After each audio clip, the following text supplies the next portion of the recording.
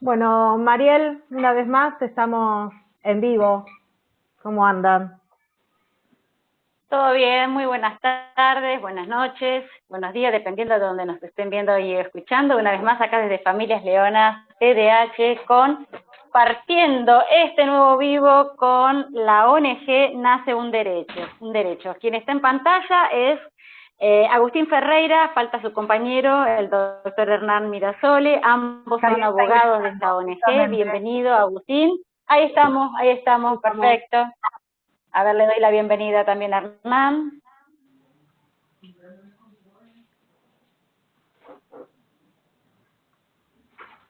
Hernán, ¿nos escuchás?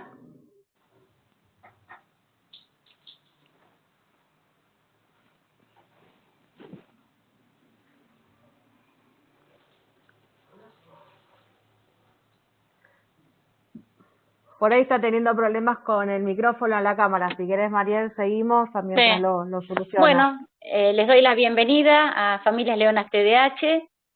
¿Cómo estás, Gracias. Agustín? Bien, muy bien. Buenas tardes a todos y a todas. Buenas tardes, bueno, ahí se incorporó Hernán.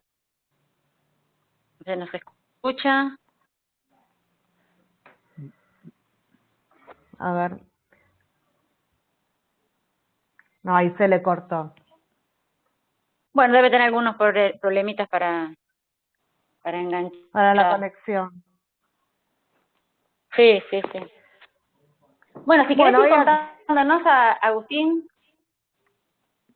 ¿de qué se Eh, trata esta ONG? la ONG, bueno, es una creación de mi compañero que está teniendo problemas con la conexión. Eh, Ahí aparece de vuelta, pero bueno, yo sigo. no, Eh, se le corta. es una ONG que tiene por objetivo garantizar los derechos de diferentes colectivos, y en mi caso yo estoy encargado de lo que es la temática de discapacidad.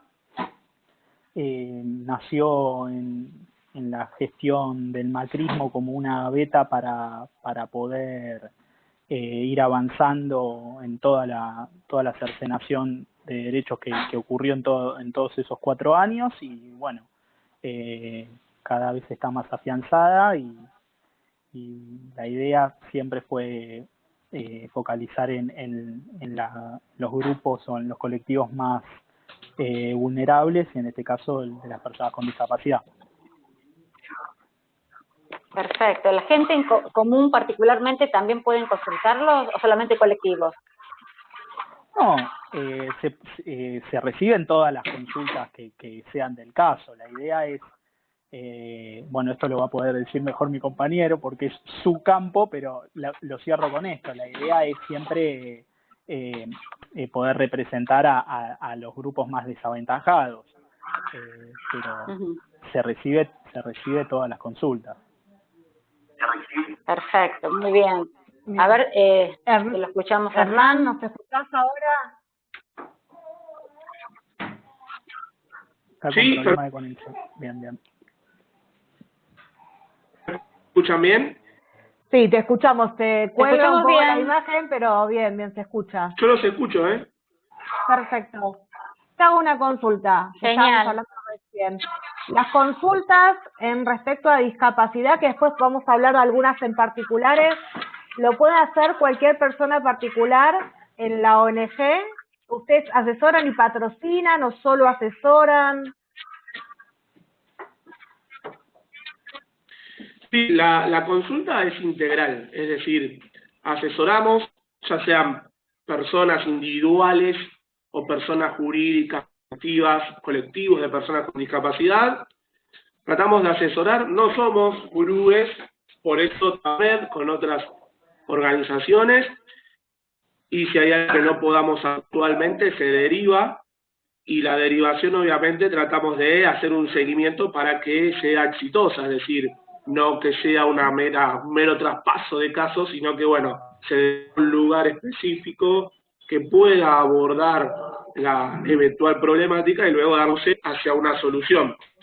Obviamente sí, tratamos de absorber todo lo que se pueda en este marco, ¿no? Tenemos un marco muy complejo en torno primero a nivel mundial, pero después secularmente a lo que es el Poder Judicial y a su funcionamiento, que hoy es bastante restringido. A pesar de tener una ley que es, digamos, que tiene fuerza constitucional, ¿no?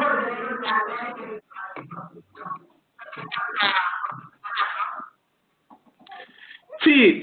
Lo que ocurre aquí es que el Poder Judicial, lamentablemente, no por sus trabajadores, no por sus trabajadoras, no hay un montón de jueces muy buenos, pero lamentablemente tiene procedimientos muy vetustos, que ya los veníamos denunciando antes de la pandemia, que, bueno, por ejemplo, un oficio puede mandar hasta 9 inversiones personales, cuando hoy todo uno va a internet y paga la boleta, tiene que interactuar 9 veces con personas para diligenciar una notificación de comunicación de un organismo. Entonces, es muy difícil en esta pandemia, donde se requiere preponderantemente, aparte de la utilización de bocas, es imposible en esos procedimientos cumplir con esta regla de oro durante la pandemia.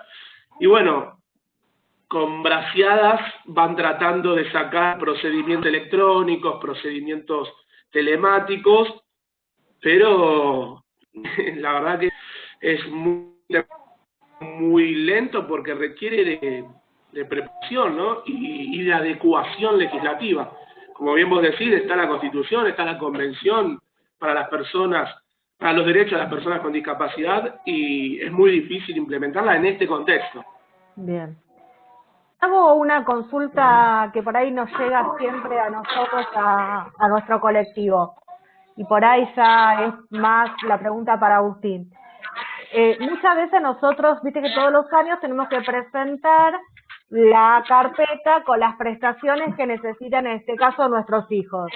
Y hay obras sociales o prepagas que por ahí tardan meses en responderte.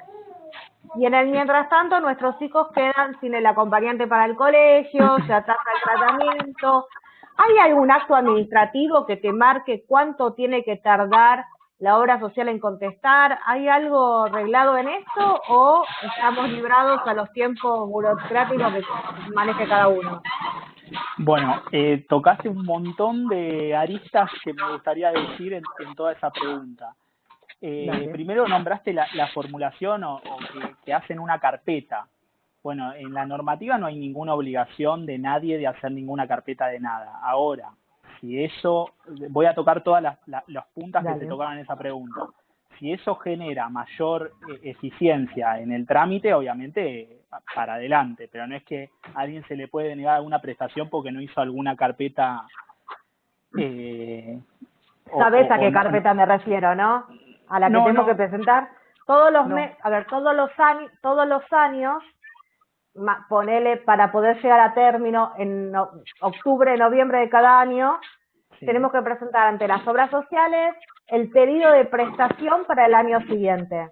Bueno, eso sí, y tardan, dicen carpeta, ponele marzo, abril el año siguiente.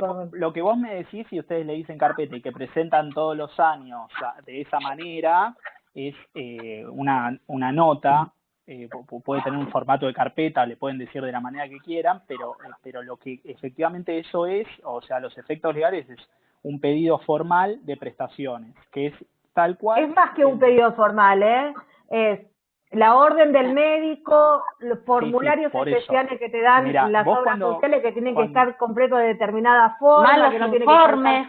Bueno, claro, digamos. Les paso limpio. Cuando se pide cualquier prestación, siempre vas a necesitar toda esa serie de documentación que ustedes me están diciendo. Está muy bien, si le quieren decir carpeta, está ok, no tiene ningún efecto. Le podemos decir carpeta, le podemos decir presentación. Es una presentación formal a la obra social solicitándole una prestación. Es igual que en cualquier otro caso y se realiza en cualquier momento del año. No es necesario que ustedes presenten o soliciten una prestación en noviembre o en diciembre. La pueden pedir en junio, en julio o en agosto. Bien. Esto porque por eso te decía que quería tocar todas las aristas de tu pregunta. Porque muchas veces dicen que se presenta una vez por año. Claro, pero yo quería tocar todas las aristas de tu pregunta por esto. Muchas veces las obras sociales lo que te plantean son cuestiones administrativas propias de la obra social y te las imponen como si eso fuera una obligación de las personas que tienen que efectivizar sus derechos, y ante el incumplimiento de esas condiciones que ellos mismos formulan, deniegan prestaciones. ¿Qué quiero marcarles con esto? La obligación de la obra social de cumplir las prestaciones siempre va a ser mucho más fuerte, porque tiene, como vos dijiste, la Convención tiene raigambre constitucional, la normativa, las leyes son mucho más que las resoluciones internas de la obra social. Siempre va a tener la obligación de cumplir las prestaciones. Y lo que rige en el derecho administrativo, que es lo que vos me decías, es la informalidad.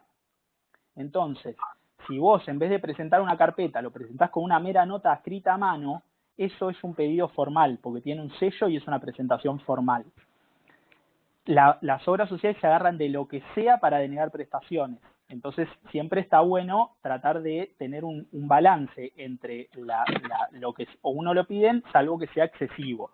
Es decir, si a uno le piden una serie de documentación, mientras esa documentación sea lógica, uno puede cumplir. Ahora, lo que nos pasa, y esa es la pregunta recurrente, es que muchas veces les hacen planteos ilógicos e imposibles de imposible cumplimiento.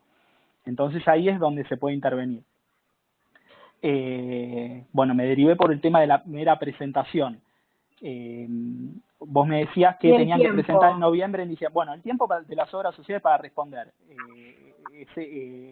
En 5 días, que es el plazo regular de cualquier presentación, se tiene que tener una resolución. Lo que yo siempre les digo a las personas que todavía no agotaron, entre comillas, la vía administrativa, que es, yo me pongo en las palabras de ustedes, presentan la carpeta, y esa carpeta, lo que vos me decías, pasan meses, no, pasan 5 días, se presenta lo que se llama un pronto despacho. Esto es una nota, como te decía, una nota que puede estar escrita a mano, solicitando el pronto despacho de la presentación que ustedes hicieron anteriormente. Si eso pasa en 5 días y no se lo responden, ya queda abierta la vía judicial. Entonces, o sea, la no respuesta es una respuesta. Exactamente, el silencio es una negativa. Y eso ya deja expedita la vía judicial para poder meter el amparo solicitando las prestaciones. Entonces, si ustedes necesitan una prestación y en noviembre se olvidaron, no pudieron, eso no les hace caer todos los derechos que tiene, en este caso, bueno, entiendo que sus hijos o la persona con discapacidad. Los derechos de la persona con discapacidad, como bien dijeron, tienen raigambre constitucional. Eso está por arriba de todo lo que la obra social les pueda decir, de cualquier resolución, de cualquier cuestión. Siempre tienen que tener en cuenta eso. Bien. Otra cosa que muchas veces nos encontramos con las obras sociales... ¿Y por qué es que las obras sociales terminan haciendo lo que quieren? Está muy bien la pregunta. ¿Por qué las obras sociales terminan haciendo lo que quieren? Es una pregunta hasta podríamos decir filosófica, pero siempre lo que apunto, y voy a ser muy concreto, lo que hay que tratar es de empoderar al colectivo, de que sepan cuáles son sus derechos y de que no claudiquen, porque el sistema está hecho para que claudiquen y los venza el tema administrativo. Yo les soy muy sincero, les soy muy claro, se solicita formalmente y si no hay una respuesta positiva en un periodo lógico, se acciona judicialmente. Bien, muchas veces ante el amparo, la solución sería el amparo. La solución es lo que, como hablábamos anteriormente, siempre, lamentablemente, por cómo está hecho el sistema, va a ser judicial. Cuando las prestaciones son muy onerosas, las obras sociales las deniegan. Esto es así hace un montón de tiempo. Hay algunos proyectos que están en boga para poder generar multas a las obras sociales en etapa administrativa, pero eso no, ahora no les sirve de nada porque eso no funciona así. Así que la situación es pelear en sede judicial. Bien, te hago una consulta.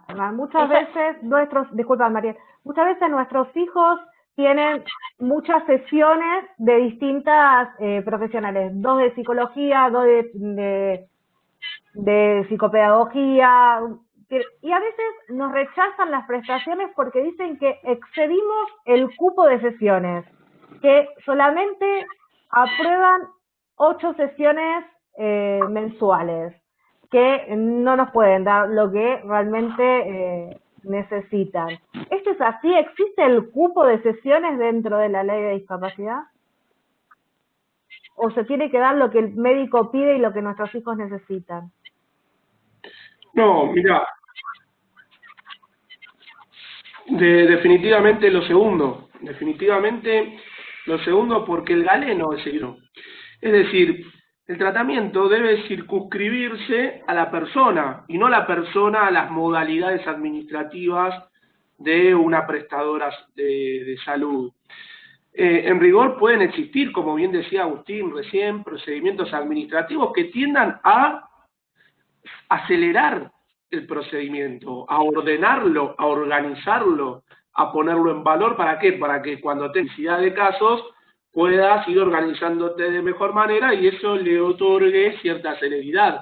Ahora, bajo ningún punto de vista, la forma que tiende a ser accesoria puede modificar y mucho menos menoscabar el principal, que ¿qué es el principal? El ejercicio de un derecho garantizado a la sazón por la propia Constitución y por los tratados.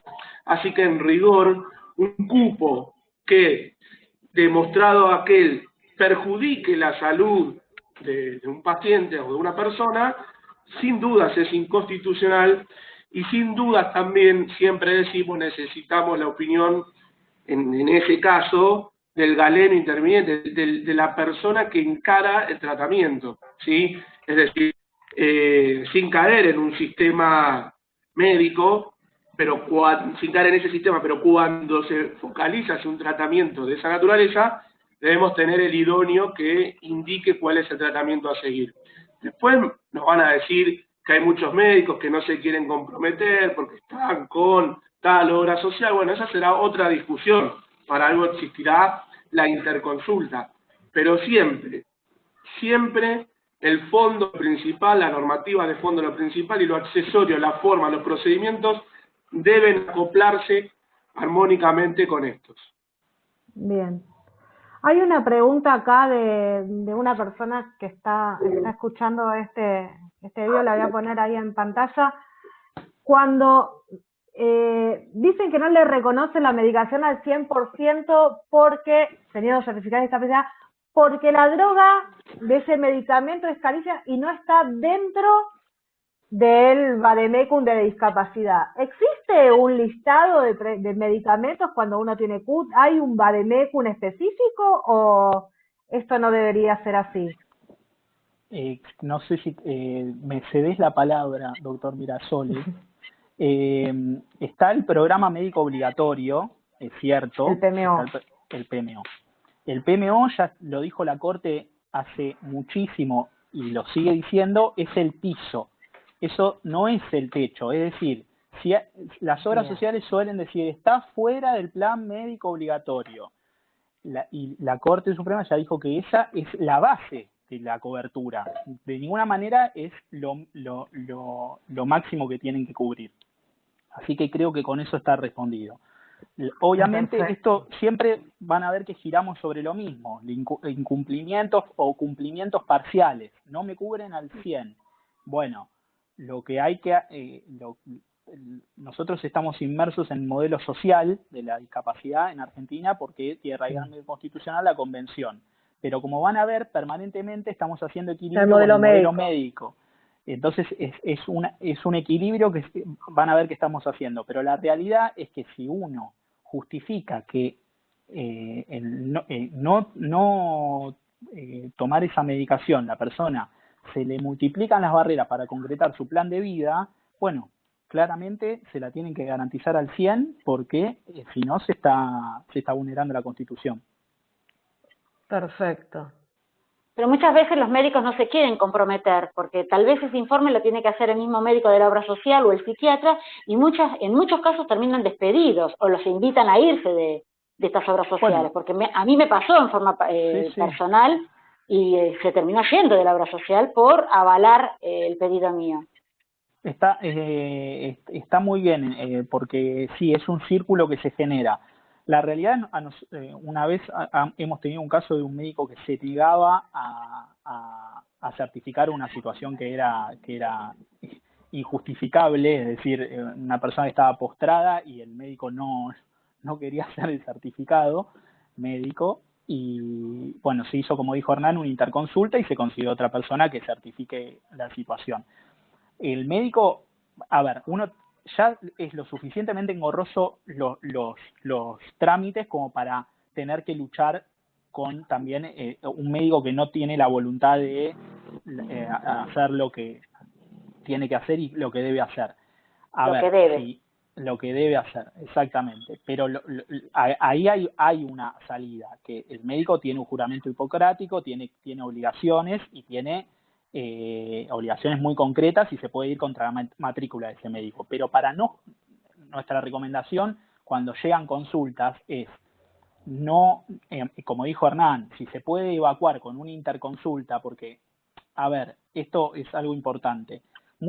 Obviamente al trámite judicial le va a dar mayor fuerza si el médico es de la cartilla de la obra social o de la prepaga, porque digamos que ahí se le cae un argumento a la obra social. Pero pongámosle el caso de que no conseguimos ningún médico de la obra social o de la prepaga porque tiene este problema que me están marcando. Bueno, con que cualquier galeno lo haga, el trámite judicial se puede ingresar y va a tener la solución que merece, en tanto lo que había dicho anteriormente, es decir, los derechos de las personas con discapacidad tienen mucha más fuerza y mucho más peso que un requerimiento administrativo en razón de un médico que esté en la cartilla. Y la obra social, para poder defenderse de esa situación, tendría que poner un médico, otro galeno, un médico, un psiquiatra, un psicólogo, el profesional que sea, a rebatir los dichos del que presentaría la parte actora. ¿Se entiende? Y eso en los hechos no pasa. Les quiero dejar aclarado que eso en los hechos no pasa porque saben que en concreto pierden. Entonces, de esa manera se evacúa la situación. No sé si fui claro. Está muy claro. Pero escúchame, entonces, ¿por qué se vulnerabilizan los derechos? Porque, a ver, tenemos un montón de cosas, tenemos la convención, ¿la conocen a la convención? Digo, porque me parece que, no sé, el artículo 24 no está muy muy actualizado. Es muy creo que ya más o menos lo dijimos, pero esto es así. Vivimos en un sistema capitalista de acumulación y las obras sociales y las prepagas hacen tienen un negocio que es comercial.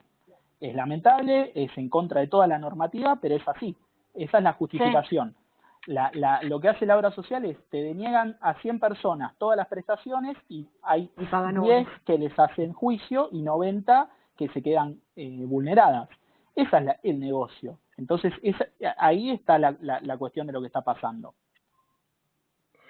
Te hago una pregunta que se está repitiendo mucho acá entre la gente que nos está escuchando. Viste que cuando uno tiene certificado de discapacidad, la prestación se le paga al prestador directo.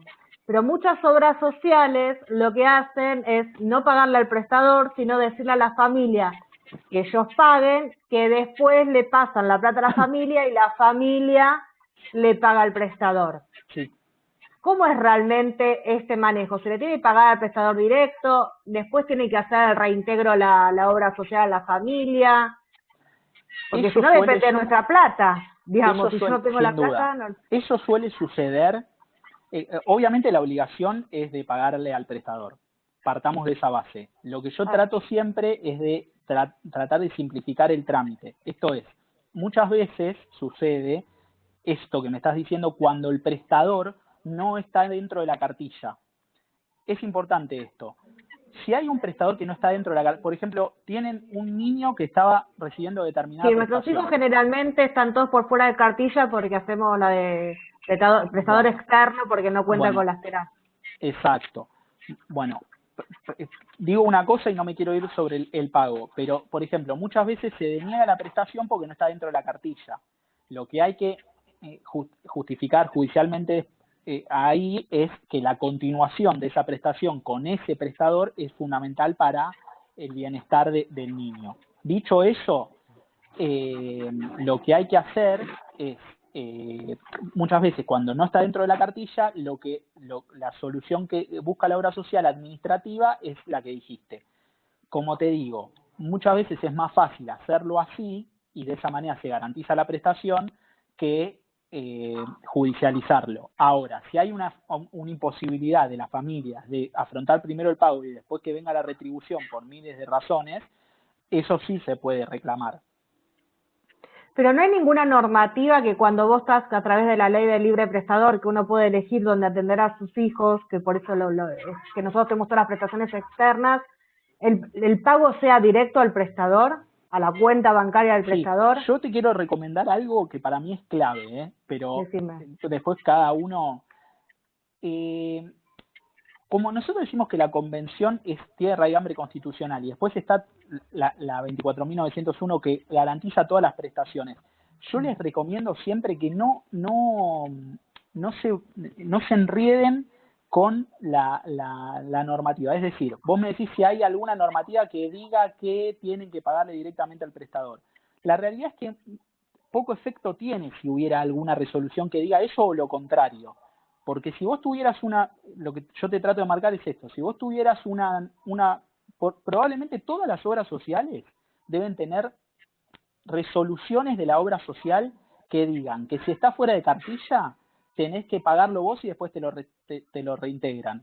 Ahora, yo lo que te planteo es, el sistema protectorio de las personas con discapacidad es tan superior, y jerárquicamente está tan por arriba, que no tiene ningún efecto oponible a las personas esa resolución de las obras sociales. ¿Me seguís? Entonces, te sigo, perfecto. Obviamente, puede ser que, porque la obra social te va a decir, sí, nosotros tenemos esta resolución que ustedes tienen que hacer esto. Pero la convención está por arriba. La convención está por arriba, toda la normativa protectoria están por arriba, y todo planteo que se realice, que ponga en riesgo cualquier prestación, porque por ejemplo, yo mirá qué fácil te justifico esto. Hay una resolución de la obra social que dice lo que vos me decís, y yo te justifico, la familia no puede abonarlo primero y que después se lo reintegren porque económicamente no lo puede afrontar y se cae la prestación. Entonces ahí que entra a ponderar. Se vulnera un derecho. Exacto, el peligro al cumplimiento de la prestación y todo el perjuicio versus un tema administrativo que es totalmente solucionable. Entonces cualquier juez va a garantizar esta situación. ¿Se entendió? Perfecto. Y decime una cosita, cuando no les pagan a tiempo, ¿no? Pasan los meses y no le pagan a estos prestadores la obra social, porque bueno, primero pasa 60 días, después pasa no sé cuántos días más, y está en juego la prestación. Se cae la prestación. Sin duda. Se cae la prestación, aparte, bueno, los derechos del... Sin duda. Se cortó, no sé si seguía la pregunta. Sí. No, y se cae la prestación y los derechos de nuestros hijos quedan de vuelta vulnerados, digamos. Ahí hay un tema importante, que es quién puede reclamar, quién es el titular para reclamar. Ahí el titular para reclamar es el prestador que no está recibiendo la remuneración por su trabajo. Ahora bien, porque hay muchas veces que las familias tienen una relación tan directa con los prestadores después de muchos años que se confunden los reclamos. Entonces, la familia no es titular para reclamar ese pago y subrogar la representación del prestador. Ahora bien, si la prestación corre riesgo y el prestador es fundamental que lo haga ese y no otro, ahí sí es titular la familia de solicitar judicialmente, de intervenir. Pero en ese caso, hay que ver qué prestación. Por ejemplo, si hay prestaciones, porque el universo de discapacidad es muy amplio, las prestaciones son muy amplias. Hay prestaciones que tranquilamente podrían ser dadas por un prestador u otro, y hay otras que de ninguna manera. No, y aparte el seguimiento de un tratamiento, el cortar y volver a iniciar, digamos. Exacto. Tiene que ver con los derechos. Ahora te hago otra consulta. Nosotros también tenemos varios problemas en el área de educación, que también dice que es otro mundo. Muchas veces nuestros hijos van con acompañantes al colegio, logramos que la obra social lo apruebe, ya sorteamos ese problema, lo logramos, y el sistema educativo no te permite el ingreso del acompañante en el colegio. Bueno, eso es una barbaridad y me hace mal, me voy a poner todo rojo en la cámara. Sobre la educación hay un debate que es muy rico y yo con humildad lo digo, no me siento apto para darlo porque hay gente muy especializada y hay ríos de tinta en relación a la educación inclusiva y la llamada educación especial. Dicho eso, porque es un punto que hay que salvar, de ninguna manera ninguna institución puede denegar el ingreso de un apoyo para una persona con discapacidad. Es una, no sé, hasta se me ocurren acciones penales contra el director que toma esa determinación, obviamente daños y perjuicios a nivel civil y bueno, todas las acciones judiciales posibles y pasibles para esa autoridad escolar que pasa eso. Los invito a que si alguien Tenemos está unos con ese cuantos, inconveniente, tenemos un listadito. no hay problema. Si alguien está con ese inconveniente, moneda, lamentablemente es muy grave, moneda corriente. es una vulneración. Que se deniegue una prestación es una vulneración grave, esto ya es como más grave que eso, así que imagínense. Pero viste que, bueno, muchas veces nos pasa es una bruta, yo lo digo por vos, es una bruta vulnerabilización de los derechos, sí. Así de simple. Y ocurre todos los marzos de cada año, te digo, es moneda corriente. No, eso hay que tomar cartas en por ahí asunto. El mismo colegio te invita a retirarte. Bueno, eso es aún más grave. Tal cual. Pero viste que no te lo dice directamente. Sí, no te lo dice directamente. O no te dan la vacante. No te lo dicen abiertamente porque... Bueno, cualquier entidad, como ven, pueden decir, tenemos el famoso reglamento del colegio, el famoso reglamento. Y hay gente que cree que el reglamento... el reglamento del colegio, si yo les digo que una resolución de la obra social está por el piso y la convención está por los cielos, el reglamento de un colegio es un sótano. No sé si me entendés. Para que ustedes se den una idea. El reglamento del colegio lo puedo hacer yo y escribirlo. Me gusta, a veces parece hasta como que peco de que me voy a la ridiculez, pero porque para pero es extraordinario. Porque para la gente tome dimensión. Porque muchos padres van al colegio con un montón de expectativas y ven a una autoridad de esa institución y les hablan del reglamento como si fuera palabra santa. El reglamento no sé por dónde empezar si me hablan del reglamento de un colegio. Dicho eso, desde ya les digo que es gravísimo, que hay que accionar y yo les recomiendo, después está cada uno tomar la decisión si uno quiere mandar a su hijo a una institución educativa donde hacen ese tipo de cosas. Pero yo no dejaría así las cosas bajo ningún punto de vista y por lo menos yo no me conformaría con menos que la remoción de esa autoridad in situ, y más si son colegios del Estado, más si son instituciones privadas igual se rigen. Después te vamos a pasar por privado un video donde docentes con guardapolvo blanco le dicen a un nene, esto esto es porque los hijos son impulsivos, hiperactivos, ¿no? Sí. Entonces le dice al nene, esto no es una cuestión de pastillita, porque nuestros chicos van medicados, es porque sos mala persona, yo te cagaría trompadas. Bueno, eso es cesantía directamente, no hay ningún tipo de camino previo. Tenemos varias cosas. Aparte de una causa penal Pero Agustín, se hicieron las intervenciones y no se logró nada, y se fue hasta lo más alto, más que la suspensión. Por arriba, hay que ver dónde pasó. En el gobierno de la ciudad, en un colegio en Matadero. Bueno, ese docente le corresponde. Se hizo la denuncia en la Defensoría del Menor, creo que en la Boca Barracas, creo que se hizo la denuncia, y lo que se logró es cambiar al docente de turno, solamente, para que no tenga contacto con el menor. Y al poco tiempo yo estaba dando clase, el mismo turno. Esta es otra recomendación que yo les doy a todos. Traten de no caer en la maraña de organismos del Estado, porque hay secretaría, subsecretaría, está la superintendencia de las obras sociales. acá cuando hay en riesgo determinados, hay derechos en juego tan sensibles, la realidad es que se tienen que asesorar por un abogado y accionar directamente y solicitar las medidas. Si hay una prueba tan contundente en relación a un docente ejerciendo violencia contra un niño con discapacidad, no se puede uno conformar con menos que una cesantía. Eso es una acción judicial contra el gobierno de la ciudad y contra el Ministerio de Educación del gobierno de la ciudad para que tome cartas en el asunto y probablemente haya una sentencia que lo obligue a hacerlo en caso de que no inicie el sumario primero y obviamente un sumario que no puede terminar con otra decisión que sea una cesantía.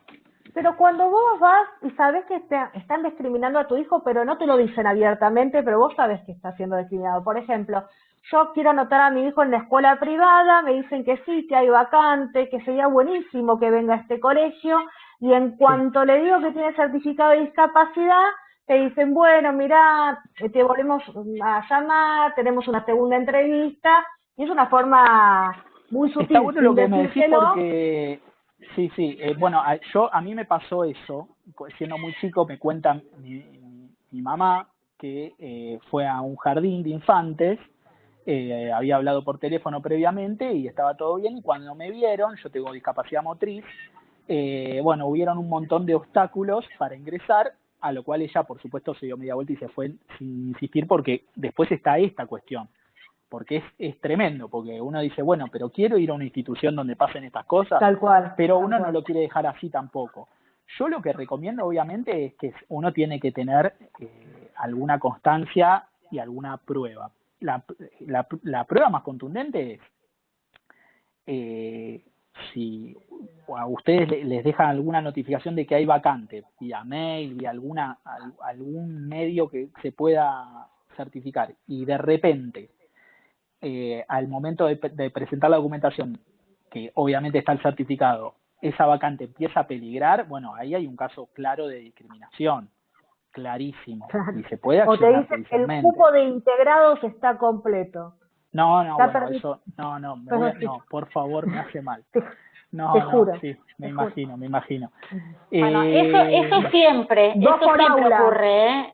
2 por aula solamente es el cupo. Hernán, vos si querés hablar, habla, porque yo, viste cómo soy, me da cosa porque... Hernán está de oyente.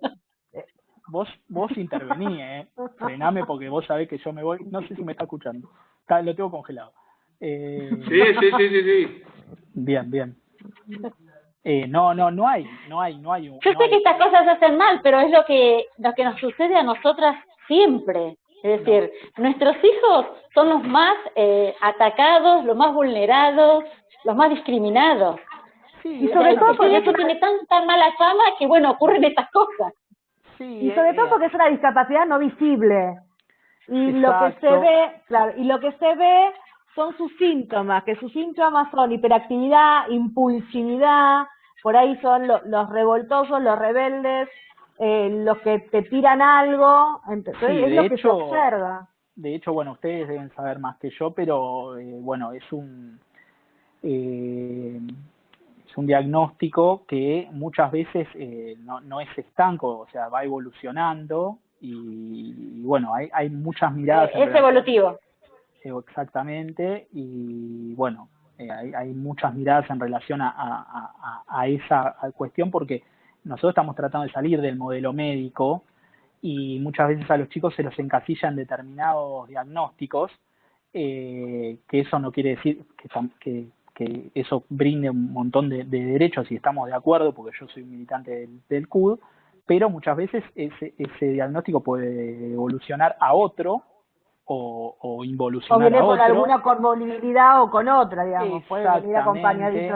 Entonces, bueno, nada, hay que estar muy atento y no quedarse quieto con lo primero que a uno le dicen también. Entonces, bueno. Otra cosa que nos pasa también por ahí muy seguido en el sistema educativo es que nosotros nos agarramos mucho de la resolución 311, al no tener ley propia nosotros, y nuestros hijos, al necesitar integración y sobre todo adecuaciones de acceso más que de contenido, sino de cómo se le acerca la información más que la información misma, muchos docentes nos dicen, yo no puedo hacer esto para uno solo cuando tengo 35 en el aula, así que se fije tu hijo cómo hace Sí, para ahí hay acceder una al cuestión de conocimiento. lo tengo claro porque hemos tenido casos así, ahí hay una cuestión de vulneración y de no conocimiento y de, bueno, un montón de violaciones a la temática de discapacidad y a las obligaciones como institución educativa. Entonces, la institución educativa parecería que no entiende el conjunto de obligaciones que tiene. No es que la responsabilidad, uno puede entender a un docente en su imposibilidad individual, pero la institución educativa es una organización mucho más amplia. Ahí yo no me enfocaría en el docente, sino me enfocaría en la institución El educativa. sistema. Y es un tipo de discriminación, es un tipo de discriminación. Obviamente, vamos a dejarlo claro, el niño con discapacidad puede entrar con el apoyo que sea a la institución educativa, con el apoyo que sea, y la institución educativa tiene la obligación de adaptar la currícula al ritmo del niño. ¿Estamos de acuerdo? ¿Se entiende? Perfecto. Hay un fallo de nuestra justicia, para que se entienda hasta dónde abarca, hay un fallo de nuestra justicia que obliga a la adaptación de currículum a un niño con síndrome de Down en el secundario, y una vez que el niño cumple con esa currícula adaptada, la obligación de otorgarle el título secundario. Ah, las certificaciones. Exacto, Sí. porque el gobierno de la ciudad lo denegaba por no cumplir con la currícula. Sí. Por tener el PPI. Exacto. El PPI, claro. Ya me introdujo un poco en el tema que, como dije, no me siento apto para responder en relación a la educación, porque para mí es un tema que hay mucha gente que sabe al respecto, pero yo estoy hablando de lo básico para que sepan los derechos que tienen sus niñas. Yo creo que hay varios actores responsables en todo esto. Uno es el sistema educativo, pero también el sistema educativo contrata a estos docentes. Y como siempre decimos, hay docentes que cumplen, que laburan con nuestros hijos excelentemente, y hay otros que los discriminan, los segregan, los excluyen. Entonces, hay mucha responsabilidad acá, de los docentes también. Porque en tanto y en cuanto haya un docente que trabaje de esta manera y que saque adelante o que haga las cosas que tenga que hacer, ahí hay algo que no está. Sí. Sí. Te escuchamos, Amán. Perdón, yo ahí lo que creo es que comparto ahí con Agustín en términos de pensarnos en clave más general. Por ejemplo, el INADI tiene un abordaje sobre este tema, porque acá lo que falla, sin lugar a dudas, es la capacitación, es la difusión, es la divulgación, el conocimiento, no solamente de la temática en torno a cómo se opera desde lo jurídico, sino también desde lo social, de lo cultural. Y bueno, la verdad que el INADI puede tener también sus cosas buenas, sus cosas malas, pero tiene un ámbito, por ejemplo, de mediaciones por circunstancias. Entonces, se sienta un operador del INADI con un funcionario del establecimiento o de la administración educativa de la localidad, municipalidad, lo que fuera, y el padre o conjunto de padres que quieran dirección. Porque a la sazón, creo yo, y que en esto de buscar soluciones, la intencionalidad no es que pasó lo que contaban, que al docente, cuando a ese otro curso llega mismas características, vamos tema. Entonces, quizás ahí lo que hubiese sido una solución. Sí, comparto que una solución ad hoc es separarlo, pero luego profundizar la cuestión, luego abordar la cuestión. Que si hay alguien que se enoje, digamos, si hay, no, yo ya sé todo, bueno, que se enoje y será problema, ahí sí, de las cuestiones penales, de las sanciones administrativas, ya será fuero laboral, fuero penal, será otra cosa, no esto. Yo desde acá se pueden hacer muchas cosas aunque parezca mentira, porque seguramente ese docente debe tener o presumirlo, digamos, ¿no? En derecho hay un principio que es el de buena fe, y uno pretende de que siempre la otra persona obre de buena fe. Me van a decir que es medio ilusorio, bueno, es un principio del derecho. Realmente después nos encontramos con gente con mala fe, con malas intenciones. Para ese tipo de actitudes, también seguramente habrá algún corrección normativa. Ahora, de la buena fe tenemos que partir de que hay gente que desconoce esto, que desconoce cómo abordar este tipo de cosas. Y organismos del Estado que tienen que abordarlo porque están facultados y porque tienen los insumos para hacerlo. Y bueno, en el INADI hemos tenido algunas respuestas en torno a esto, sobre todo las mediaciones.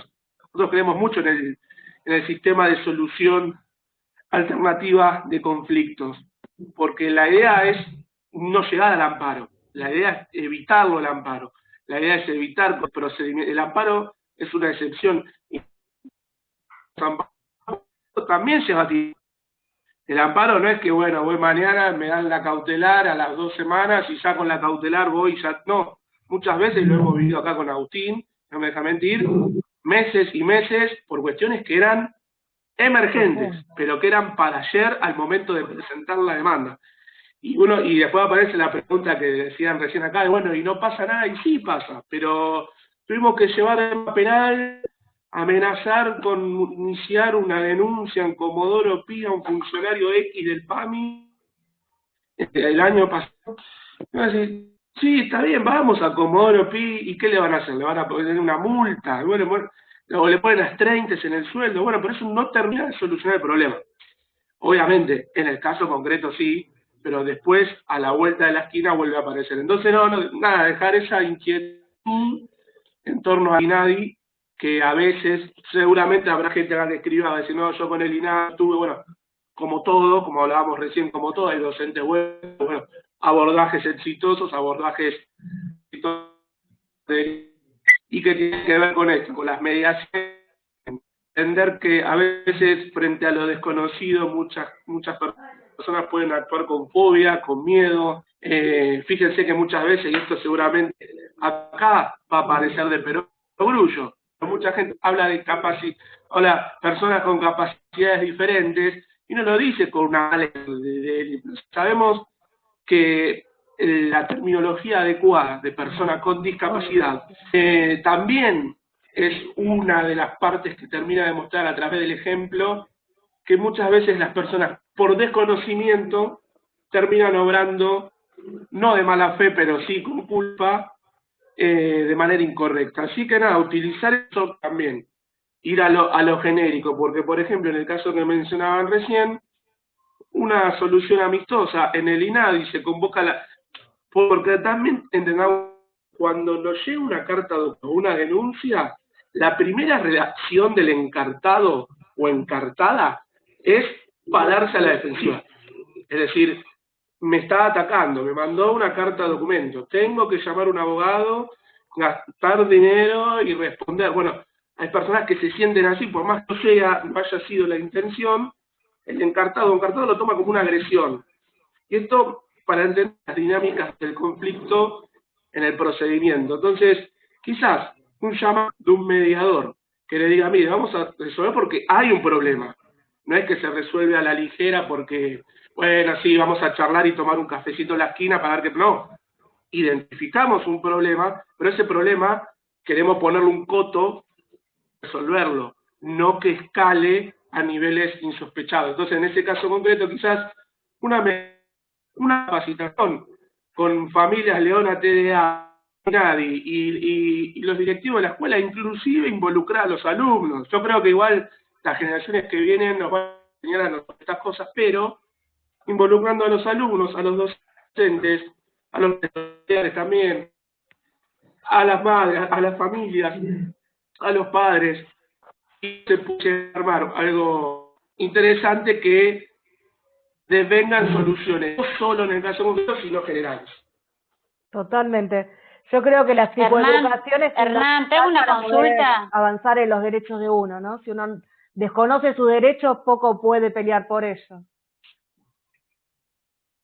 Te hago una consulta.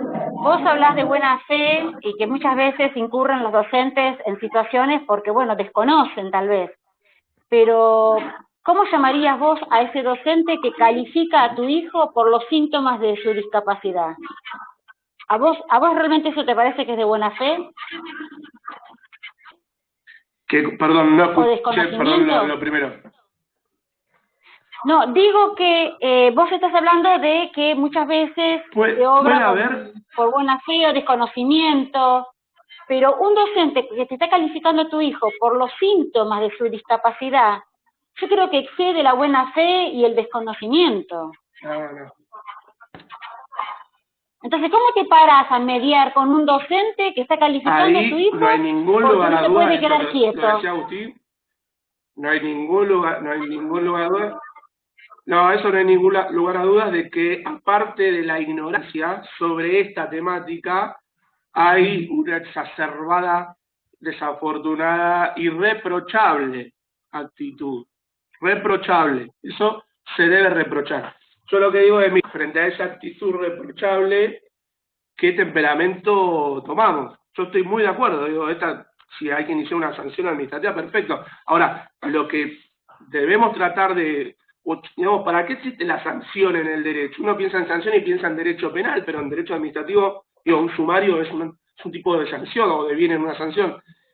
La intencionalidad siempre es que no vuelva a ocurrir, digamos, porque esto que lamentablemente le pasó a esta criatura y que no tiene que pasar y que no puede volver a pasar, la idea es que no le ocurra mañana a otro, porque seguramente esa docente va a decir, aguiliosa vinieron y me hicieron un sumario, alguien que no tiene que entender la práctica que está abordado, tiene que entender cómo gestionarla, en realidad tampoco se trata de solucionarla, no es un problema, digamos, tiene que haber una inclusión, y como volvemos al principio de la charla, no tiene que la persona acomodarse a los estamentos, a los procedimientos.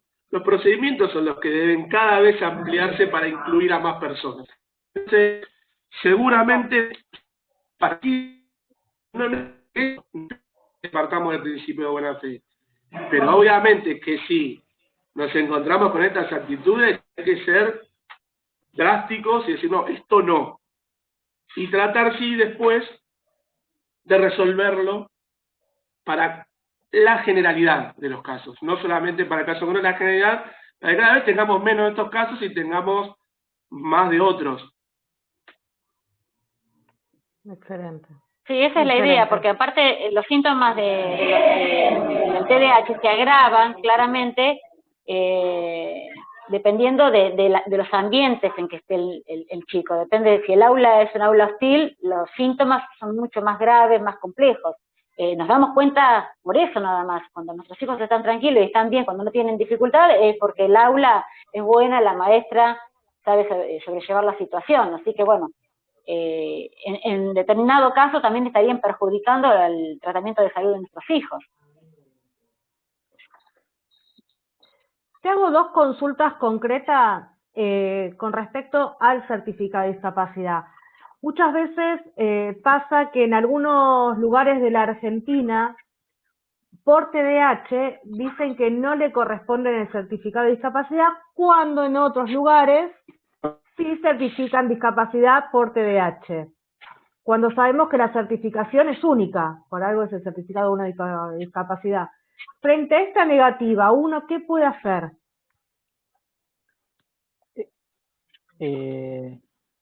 No sé a quién va la de preguntas. Te puedo decir, quien quiera. Muy bien. Te puedo decir, siempre hay muchas aristas, pero voy a tratar de ser concreto. Agustín, ¿eso lo querés responder vos o...? Ya había arrancado. No, bueno, si no, lo digo yo. A ver, les mando. El certificado es único de discapacidad. No puede haber. Pero aparte, también volvemos a preceptos rectores muy altos. Ponemos a la Constitución principio de igualdad. No puede una persona, de vuelta, dependiendo del lugar de donde nace, ceder al certificado. Hola, se escucha muy cortado el audio de Hernán ahora. Me parece que se fue.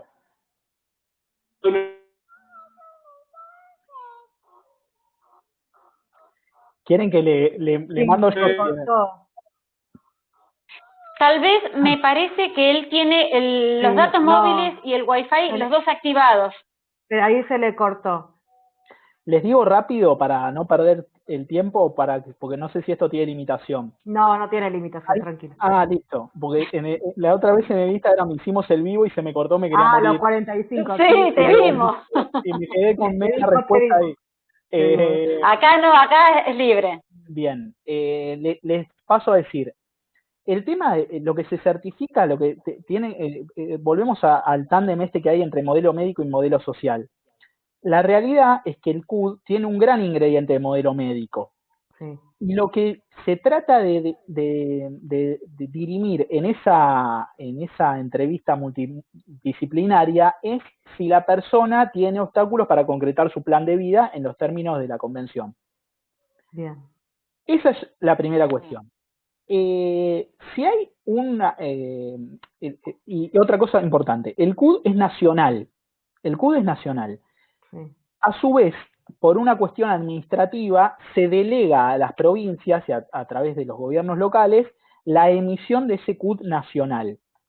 Entonces, ahí hay una cuestión primero técnica que me gusta hacer siempre salvaguardar. Si alguien puede, porque en su localidad lo permiten, tramitar el CUD y que diga que es nacional, el CUD siempre va a ser nacional, por más que diga Mar del Plata, por más que diga donde sea, el CUD es nacional, eso queda claro.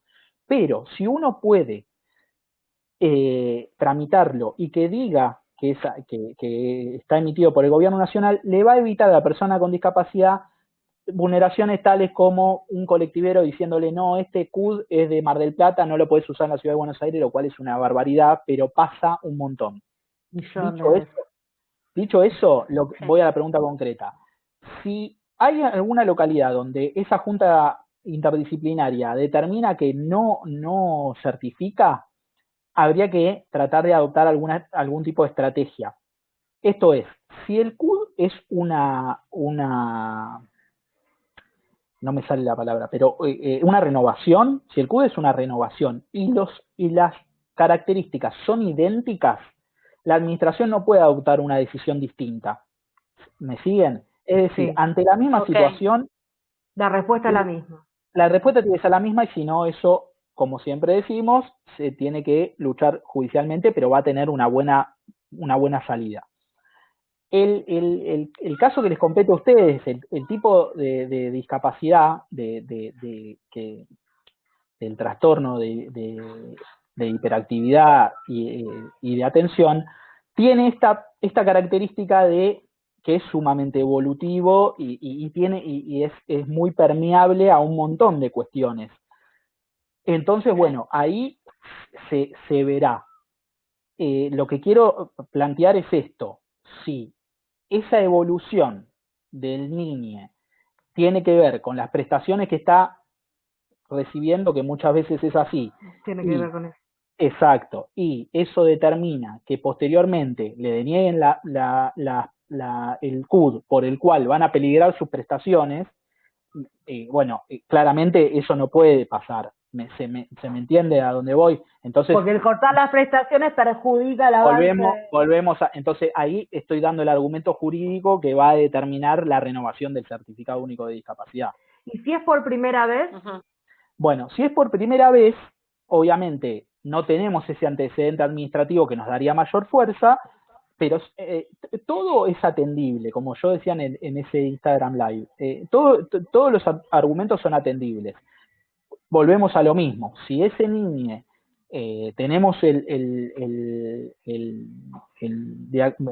bueno, se le dice diagnóstico, porque yo no quiero caer en el modelo médico, pero a veces es muy difícil, que determina que determinadas prestaciones son fundamentales para concretar su plan de vida.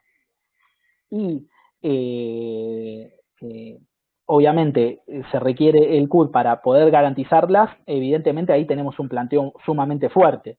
Por el contrario, si, como decíamos, es sumamente evolutivo, si es algo quizás más leve y quizás no hay una opinión tan fuerte, podría ser una situación más débil judicialmente en la posterioridad.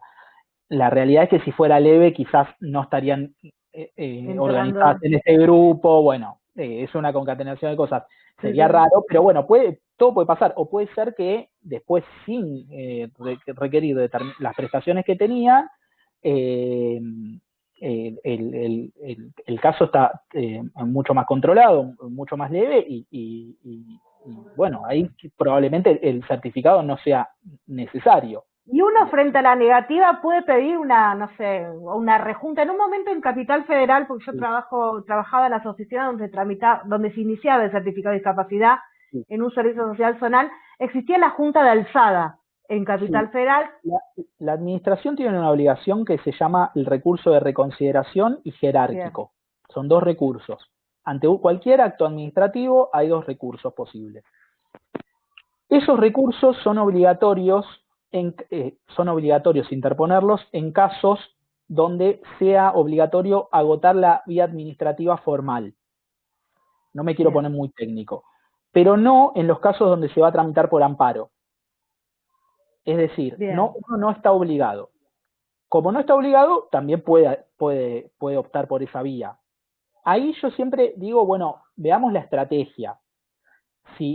A ver, yo no, si llega un amparo, si llega un caso y tengo que asesorarlo, de ninguna manera voy a decir, chicos, presentemos un recurso, o le digo a los chicos, presenten un recurso de reconsideración, porque yo ya sé que va a ser una pérdida de tiempo. Entonces, ahora, si hay localidades que son más chicas y quizás se conocen más y se sabe que eso puede tener un resultado positivo, obviamente la vía más rápida siempre va a ser la mejor. La realidad es que Ciudad de Buenos Aires... son grandes. No, eso no va a judicializarlo.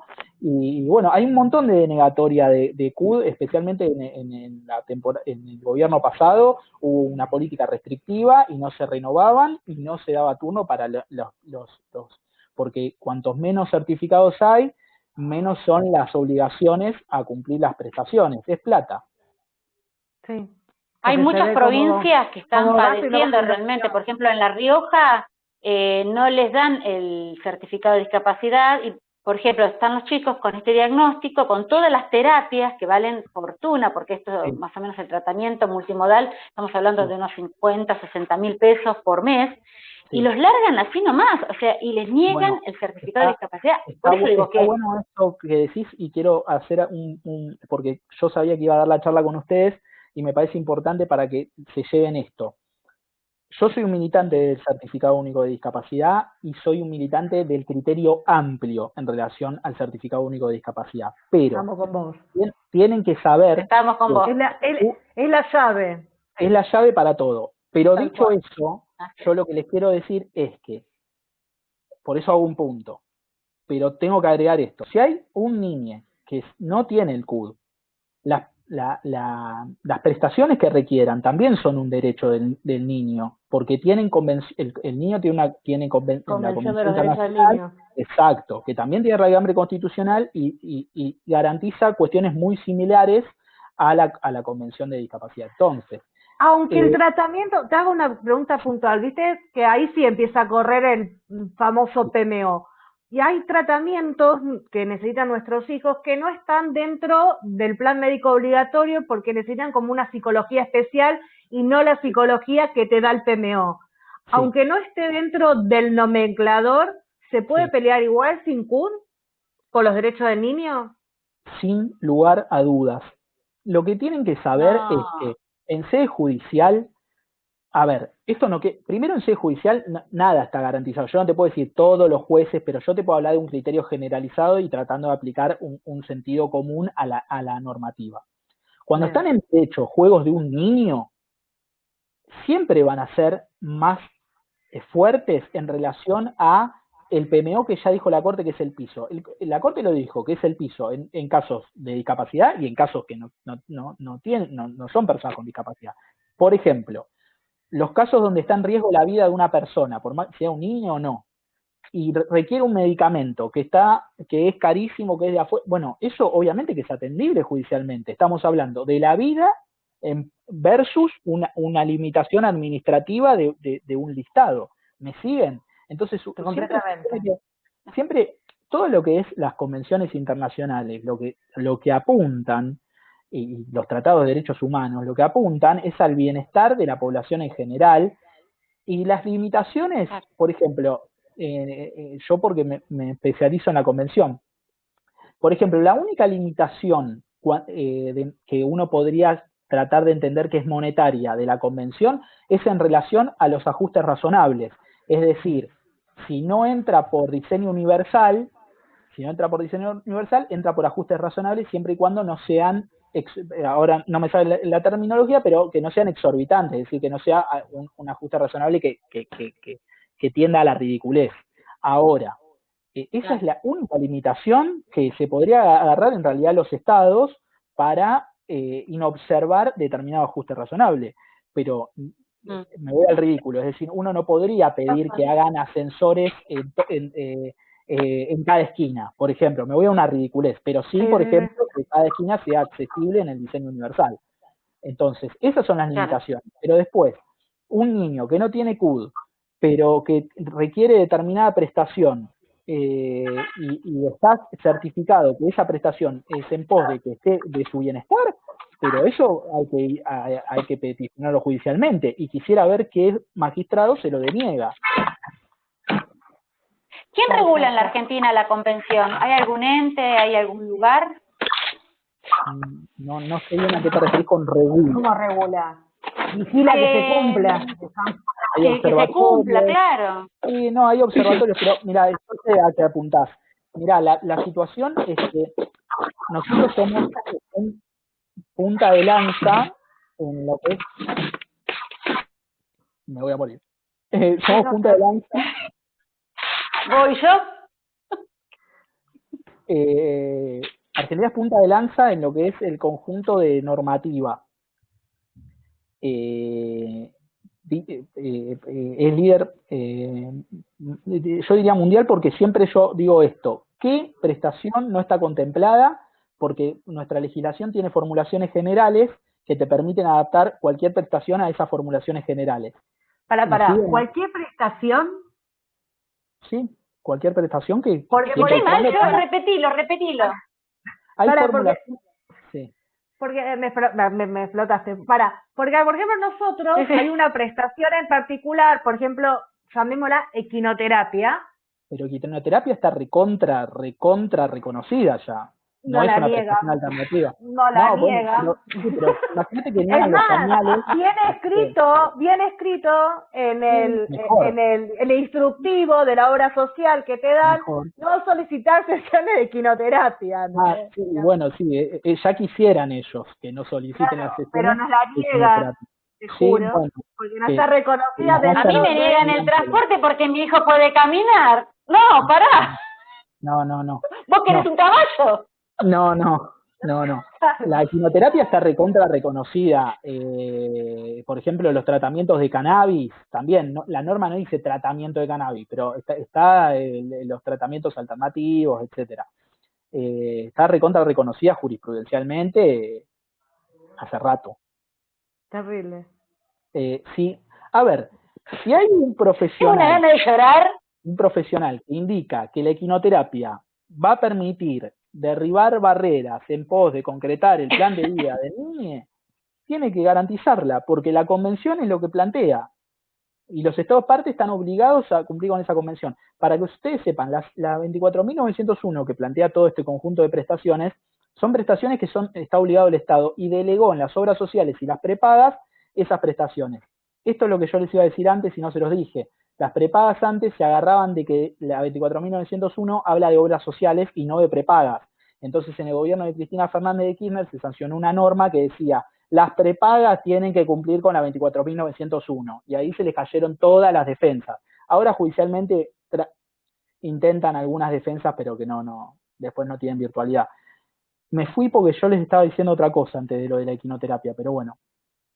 No sé. No sé, pero está buenísimo. La verdad que no lo podemos creer. Siempre van a caer en lo mismo, el tema de judicializarlo, porque por ejemplo Hernán lo que hablaba de algunos métodos alternativos de resolución de conflictos, siempre que uno entienda que eso puede tener alguna virtualidad, está perfecto. Hay que propender a que la solución del conflicto sea rápida. Lamentablemente, yo lo que opino es que los demandados, en este caso las obras sociales, las prepagas, son gente del mal, que están en pos de vulnerar derechos para poder tener un mayor rédito económico, porque si no nosotros no tendríamos los casos que tenemos de denegatoria de pañales, de denegatoria de internaciones domiciliares de personas postradas.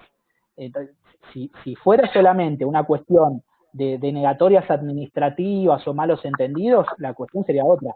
La situación del colectivo de discapacidad es gravísima, no solamente para los chicos que están organizados en su agrupación, para todo el colectivo. Hay una denegatoria general de prestaciones.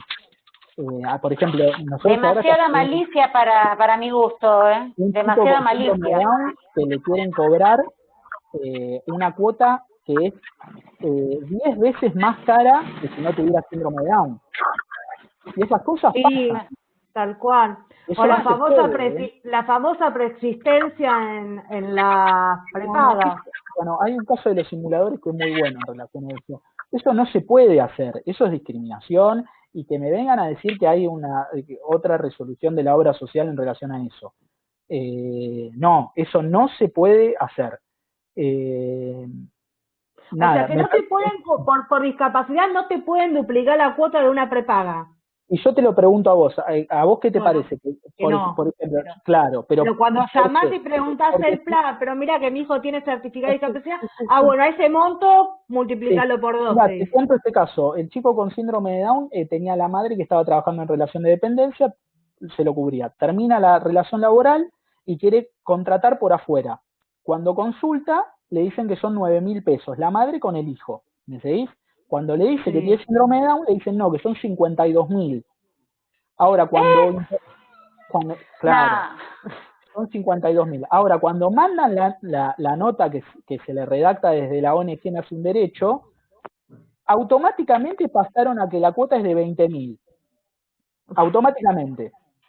No, porque hubo un malentendido, porque no sé qué, ya la cuota pasó de 50.000 a 20.000.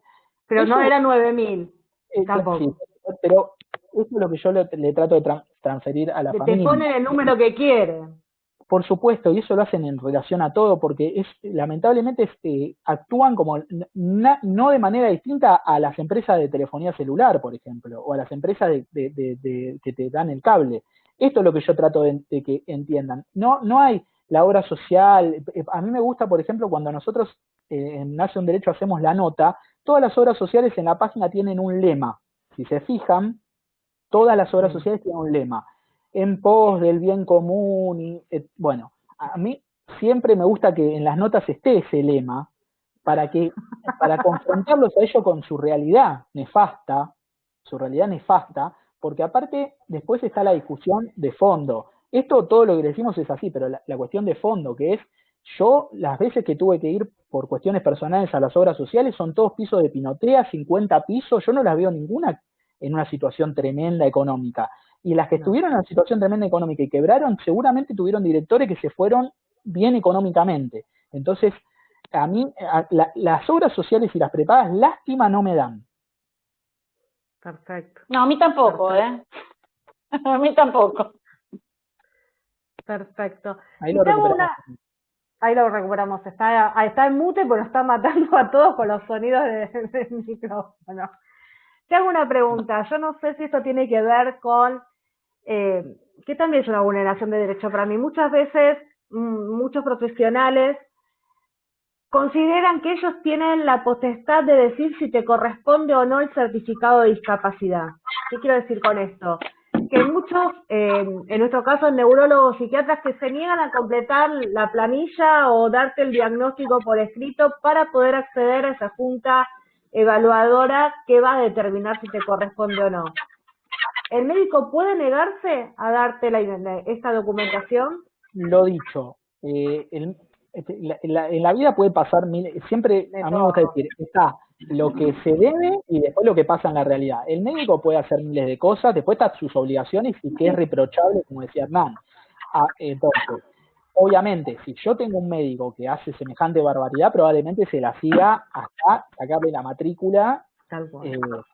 Ahora bien, si yo tengo que asesorar y el médico de la vuelta me certifica lo mismo que el que me lo denegó, y es más fácil ir al médico de la vuelta y olvidarse de ese médico nefasto.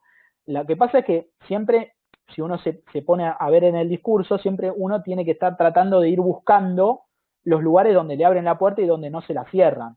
Entonces siempre mi mensaje para el colectivo de personas con discapacidad es no caigamos en, aunque sé que es difícil, pero tratemos de no rendirnos y ir haciendo estas pequeñas luchas. Porque no son solo luchas individuales, son luchas en pos de crear una conciencia colectiva. Exacto. Por ejemplo, las personas con discapacidad, siempre doy este ejemplo, pero tenemos derecho al acceso a un automóvil 0 kilómetro nacional o importado con exención de impuestos. Ese trámite yo creo que no conozco a nadie que lo haya conseguido, salvo Susana Jiménez, dice. Exactamente. Claro.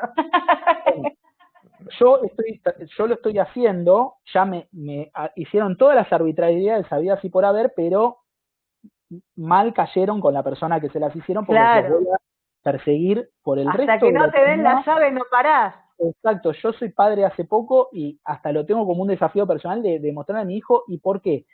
Porque es un derecho del colectivo. Exacto, y hay gente que me dice, yo viajo gratis en todos los transporte público y tengo un sueldo de funcionario judicial que es muy bueno y podría no, pero es un derecho que consiguió mi colectivo y yo cada vez que viajo gratis me siento bien porque estoy efectivizando un derecho que es de mi colectivo y no hay que ir bajando esas banderas, todo lo contrario, hay que ir por más.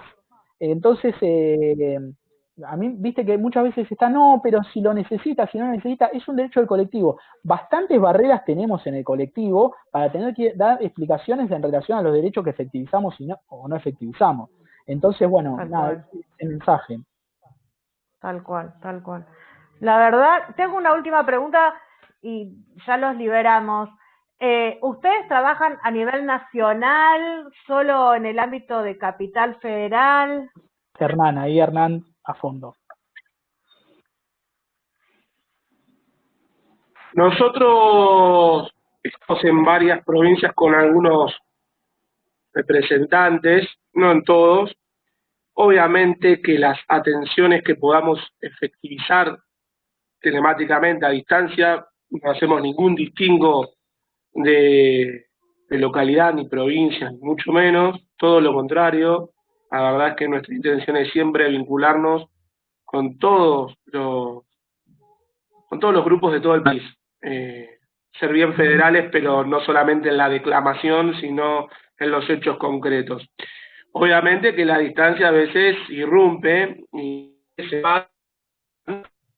Todo lo que se puede hacer a distancia, todo lo que se puede hacer a distancia se hace, todo lo que se puede hacer a través de derivaciones se deriva, y obviamente donde haya algún colega abogado de nace un derecho o abogada o estudiante de derecho, porque nuestra asociación también se nutre de estudiantes próximos a recibirse, tratamos de dar la mejor respuesta porque en definitiva es lo que corresponde. Excelente. ¿Y cómo se puede contactar la gente con ustedes? ¿A través del Instagram? ¿O tienen otro lugar? De todas las redes sociales. Los invitamos a todos los que todos nos están mirando, en Facebook, en Twitter, en Instagram, en Blogspot, en YouTube. Tenemos un canal de YouTube también. Hicimos un ciclo con juristas, uno de discapacidad. Por supuesto, ahora vamos a pasar en octubre. Y desde luego también, bueno, en etapas post-pandémicas, un día a la semana abrimos la sede para consultas presenciales. Es decir, en la prepandemia trabajábamos, gestionábamos el contacto y lo citábamos a tener una charla presencial a las personas. Sea la temática de discapacidad, también abordamos migrantes, géneros y después hay una asesoría general. Como decía al principio, no somos gurúes, no somos los dueños de la verdad, sí somos un grupo grande estamos interconectados con otros grupos, y lo que no podamos absorber porque lo desconocemos o porque no tenemos la capacidad operativa, lo derivamos y hacemos el seguimiento con algún efector, ya sea o público, efectores públicos. Y también esto, digo, a veces detectamos que algún servicio no funciona bien y ahí sí podemos, pero para que funcione el servicio y pueda seguir atendiendo. Así que conéctense con nosotros y con nosotras en las redes sociales, siempre es bueno difundir, compartir, y por supuesto también en las redes van a encontrar el WhatsApp y la casilla de correo electrónico.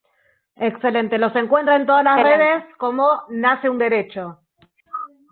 Así es. O la página es más fácil, es naceunderecho.org. Ahí están todas las redes. Perfecto. Chicos, la verdad que magistral, maravilloso. Yo los vi en el primer Instagram que hicieron y la verdad que quedé maravillado con los dos. Y gracias por seguir psicoeducándonos, por seguir aprendiendo y poder defender los derechos de nuestros hijos en este caso. Muchísimas gracias. Gracias a ustedes por la invitación. Muchísimas gracias, chicos. Un placer. Un beso y quedamos gracias a ustedes y a no aflojar. A no aflojar. Quedamos en contacto y después le pasamos el link de del vivo y el podcast para que lo tengan, para que lo compartan en sus redes también. Gracias.